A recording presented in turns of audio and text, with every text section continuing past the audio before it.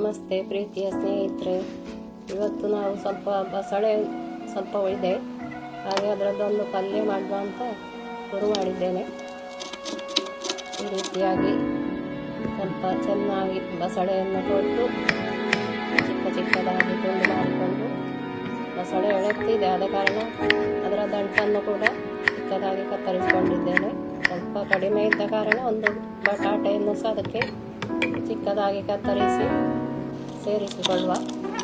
ಮತ್ತು ಒಗ್ಗರಣೆಗೆ ಬೇಕಾದಂಥ ಒಂದು ನೀರುಳ್ಳಿಯನ್ನು ಸಹ ನಾವು ಕತ್ತರಿಸಿಕೊಂಡು ಇಡುವ.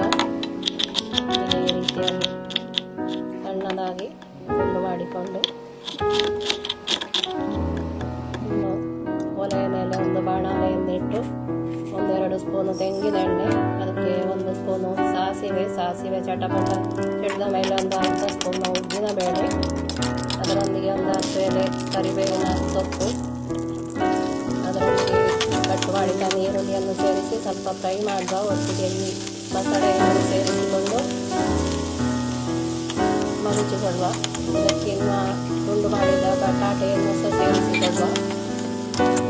ಇದಕ್ಕಿನ್ನು ರುಚಿಗೆ ಬೇಕಾದಷ್ಟು ಉಪ್ಪು, 1 ಸ್ಪೂನು ಮೆಣಸಿನ ಹುಡಿ, 1/4 ಸ್ಪೂನ್ ಅರಸಿನ ಹುಡಿ, ಮತ್ತು ಇನ್ನು ಬೇಯಲಿಕ್ಕೆ ಬೇಕಾದಷ್ಟು ಒಂದು ಗ್ಲಾಸ್ ನೀರನ್ನು ಸೇರಿಸಿಕೊಳ್ತೇನೆ. ಮತ್ತು ರುಚಿಗೆ ತಕ್ಕಷ್ಟು ಒಂದು ಸಣ್ಣ ಬೆಲ್ಲದ ತುಂಡನ್ನು ಹಾಕಿದ್ದೇನೆ. ಈಗ ನೀರು ಆರಿಕೊಂಡು ಬಂದಿದೆ, ಇದಕ್ಕೆ ತೆಂಗಿನ ತುರಿಯನ್ನು ಸೇರಿಸ್ತಾ ಇದ್ದೇನೆ. ಈಗ ಪಲ್ಯ ರೆಡಿಯಾಗಿದೆ. ಇನ್ನು ಊಟ ಮಾಡುವ.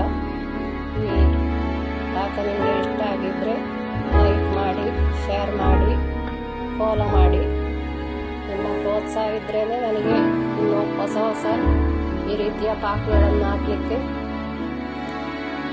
ಸಹಾಯ ಆಗ್ತದೆ.